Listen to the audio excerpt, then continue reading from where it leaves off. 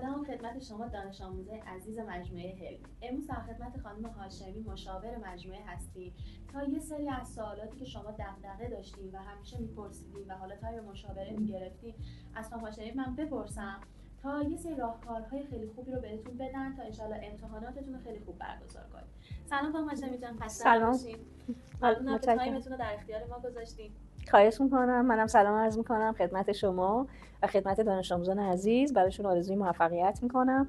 میدونم که الان ایام امتحانات هستش و بچه‌ها خیلی نگران ممکنه باشن برای امتحاناتشون و در تلاش هستن که بتونن امتحانات رو به بهترین نحوی برگزار بکنن. ما هم اینجا تو مدرسه در کنارشون هستیم و اگر کاری از دست ما بر بیاد یا نیاز داشته باشن هر زمان به مشاوره، من در خدمتشون هستم. خیلی ممنونم ازت. خب خانم هاشمی، یه سری سوالات بچه‌ها داشتن که من باشون صحبت کردم. من یادداشت کردم سوالات بچه‌ها رو. مورد اولش این بود که در مورد برنامه‌ریزی و مدیریت زمان بچه‌ها خیلی دغدغه داشتن. حالا من سوالای بچه‌ها رو میخونم، میگم به شما و بعدش دیگه گوش می‌کنیم به جوابشون. اول سوال بچه‌ها این بود که بهترین روش برای برنامه‌ریزی مطالعاتی خوبی که بخوان داشته باشن توی روزای نزدیک به امتحان چی میتونه باشه؟ و اینکه دروس رو چطور مرور کنن؟ به طور همزمان باشه یا تمرکز به یه درس خاصی داشته باشن، تمرکز به یه قسمت خاصی از اون جزوه باشه یا نه؟ و سوال بعد این که حالا اگه بتونیم ببخشید وسط صحبتتون دو تا جواب بدیم. فکر می‌کنم برای تمرکز پس یکی اینکه چطوری برنامه مطالعاتی خوبی رو بتونن داشته باشن و یکی همین که دروس چطور مرور کنن. بله خواهش می‌کنم. سوالات خیلی خوبی مطرح کردین. برنامه مطالعاتی خب ببینید بچه‌ها تا اینجا که اومدن بالاخره با یه سری عادت‌های مطالعه‌ای اومدن، با یه سری نقطه ضعف‌ها و نقطه قوت‌های اومدن که خب نقطه اول اینه که بشناسن این رو، در واقع خودشون رو بشناسن، ساعت‌های خواب و بیداری خودشون رو بدونن کی هست، کیا انرژی بیشتری دارن، مثلا صبح زود بخونن بهتر براشون جا میفته، حالا ساعت‌های انتهای شب بهتره. هر کسی چون تفاوت‌های فردی وجود داره، برای دانش آموزان متفاوتن. باید اول خودشون رو بشناسن، ویژگی‌های شخصیتی خودشون رو. بعد چون ایام امتحانات هست باید متمرکز بر اون درسی باشن که در واقع قرار امتحانش رو بدن. خب حالا بعد برای برنامه‌ریزی همون درس رو باید بیان تقسیم بندی کنن به واحدهای زمانی. اول نگاه بکنن ببینن چند صفحه قراره بخونن، چه آیتم ها و چه مبحث هایی هستش و اون رو تقسیم بندی بکنن، یا زمانی تقسیم بندی بکنن یا مبحثی. یعنی مثلا یه درسی مثل تاریخ رو وقتی میخوام مطالعه بکنن نگاه بکنن ببینن چند تا مبحث هست که باید مطالعه بکنن. مثلا 5 تا مبحث من دارم و برای امتحان فردا مثلا 10 ساعت برای مطالعه من وقت دارم. بنابراین این مباحث رو بر اساس دشواری یا آسونی درس میان بهش تایم میدن. من این 10 ساعتم رو تو این 5 مبحث در واقع تقسیم میکنم، مشخص میکنم برای هر مبحثی چقدر قرار تایم بذارم. پس یکی اول خودش رو بشناسه، ویژگی‌های شخصیتی خودش رو، ویژگی‌های عادت‌های مطالعه خودش رو، بعد بشینه در واقع درس رو تقسیم بندی بکنه یا به واحدهای زمانی یا به واحدهای مبحثی و اون تکالیفی که باید انجام بشه. و این رو حتما من توصیه که دارم برای بچه‌ها بنویسن روی کاغذ. یعنی برنامه‌ای که می‌خواید بچه‌ها داشته باشین حتما روی کاغذ بنویسین. ما درسته توی ذهنمون این کار رو انجام میدیم ولی توی ذهن جای شلوغیه. یعنی وقتی روی کاغذ بنویسیم خیلی واضح‌تر میشه برای ما، بهتر میتونیم مدیریت بکنیم و بعد بهتر میتونیم ارزیابیش بکنیم. بعد دیگه اینکه خب معلم‌ها معمولا وقتی دارن درس میدن یه سری مباحث رو میگن این مباحث مهم‌تره، معمولا میگن به بچه‌ها، نمونه سوال میدن. حتما بچه‌ها یک تایمی رو برای مرور بذارن. یعنی من اگر 10 ساعت مطالعه دارم 9 ساعتش درس‌ها رو میخونم، 1 ساعت آخر رو میذارم برای مرور. یعنی همه اونایی که خوندم مرور کنم، خلاصه برداری کنم و در واقع یادداشت کنم خلاصه ها، نکات مهم و حتما نمونه سوال حتما بچه‌ها حل بکنن. به اون نکاتی که معلمین گفتن حتما توجه ویژه داشته باشن چون دقیقاً معلمون میگن کدوم مباحث مهم‌تر هست. باید سر کلاس هم حواس بچه‌ها بیشتر باشه، حتما هم یادداشت کردن و ان شاءالله که بتونن امتحانشون خیلی عالی انجام بدن.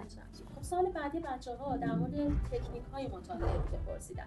ببینیم بچه‌ها گفتن که ما یه سری مطالعه داریم به صورت منفعله، یعنی گفتن که ما صرفا فقط جزوه رو می‌خونیم. یه سری مطالعه هم داریم که حالت تست زدن و توضیح دادن و اینا هست. گفتن که پیشنهادشون برای دوره جمع‌بندی موقع امتحان کدوم بهتر؟ اینکه بیشتر تست کار کنیم یا نه کامل و جامع باشه خوندنه؟ بله سوال خیلی خوبی هستش. خب ببینید باید یه تلفیقی از هر دو تا باشه. یعنی بچه‌ها در دوره حالا امتحانات ما فرضمون بر اینه که بچه‌ها در طی ترم یاد گرفتن و الان قراره فقط مرور بکنن. خب چون فرصتی الان برای یادگیری به اون معنا وجود نداره، الان بیشتر تکراره و جمع‌بندیه و اینکه دیگه بالاخره بچه‌ها بتونن در واقع برای امتحان یادآوری داشته باشن. حالا اینکه میخوان چه کار انجام بدن، من نظرم اینه که اولا عادت‌های مطالعه رو ما میگیم شب امتحان تغییر ندید. یعنی تا الان با هر عادتی که مطالعه می‌کردید و اون عادت جواب داده به شما، اون رو یه دفعه تغییر ندید. مسئله دیگه تمرکز حواس هستش. ممکنه من اگر به صورت منفعل مطالعه بکنم حواسم اینور اونور بپره. بنابراین مطالعه فعالانه خیلی بهتره. یعنی شما وقتی دارید درس رو میخونی با اون درس در واقع ارتباط بگیری، فعالانه کتابو مطالعه بکنی، نکات مهمش رو خط بکشی، سوال در بیاری، برای خودت توضیح بدی و یادداشت برداری بکنی. این خیلی روش بهتری هستش که اگه بتونن بچه‌ها انجام بدن تمرکز حواس بیشتر و یادگیری بهتر خواهند داشت.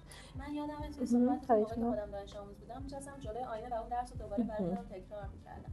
اینکه دقیقاً میگین بستگی به شخصیت بچه‌ها داره یا هر کسی شخصیت خودش رو داره، باید بسنجن ببینن توی کدوم یکی از این گزینه‌ها مثلا بهتره این توضیح بدن یا تست دقیقاً انجام بدن. بله دقیقاً همونطور که گفتید. خب محور بعدیمون هم که در مورد دوباره استرس پرسیدن و اینکه دچار استرس و اضطراب شدیدی میشن قبل امتحان، چه تکنیکی بهشون پیشنهاد میدین چطوری اضطراب استرسشون رو کنترل کنن؟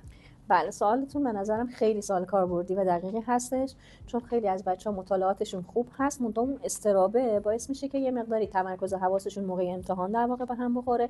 خب چند تا کار بچه‌ها میتونن انجام بدن. یکی این که استراب از افکار مناشی میشه، یعنی اینکه من یه فکرهایی دارم که این فکرها به من استراب میده. افکاری که باعث استراب میشن یکی اینه که ما چون مدام در حال گفتگوی درونی با خودمون هستیم و این گفتگوها میتونه استراب آور باشه. مثلا اینکه نکنه همه چی رو فراموش کنم، هیچی یادم نمیمونه، امتحان سخته. این افکار خواه ناخواه باعث استراب میشه، حتی ممکنه ناخودآگاه باشه ما متوجهشون نباشیم.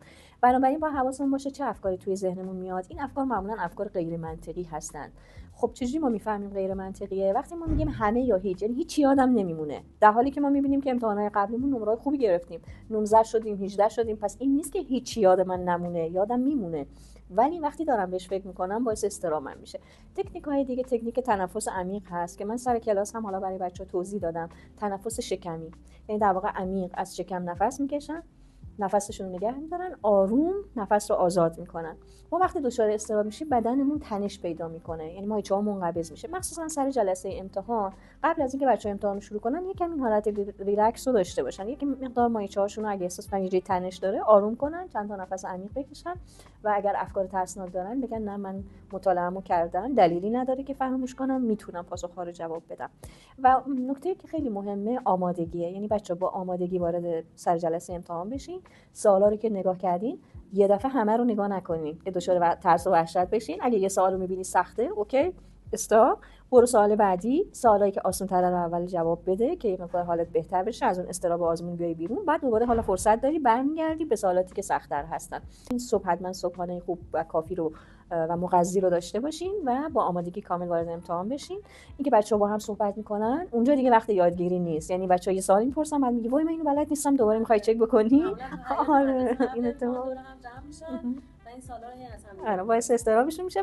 سعی کنن از این موضوع کناره بگیرن و اینو بدونن که در واقع امتحان قرار نیست ارزش آدم‌ها رو مشخص بکنه. امتحان داره ارزیابی میکنه تو چقدر یاد گرفتی. در عین حال تو با هر نمره‌ای که بگیری ارزشمند هستی. این نکته‌ایه که حتما بچه‌ها باید بهش توجه کنن. خیلی ممنونم ازت خانم هاشمی، خیلی لطف کردین، خیلی کامل و جامع همه سوالا رو جواب دادین. امیدوارم که دانش آموزای خوبمون این توصیه‌ها رو گوش کنن و هیچ استرسی نداشته باشین. بچه‌ها همونطور که خانم هاشمی گفتم قرار نیست شما با این امتحانات سنجیده بشین، قرار خودتون رو آزمایش کنین ببینید چقدر یاد گرفتین. هنوز ترم اول شما، ترم دوم هم وقت دارید. امیدوارم که به خوبی امتحان بدید.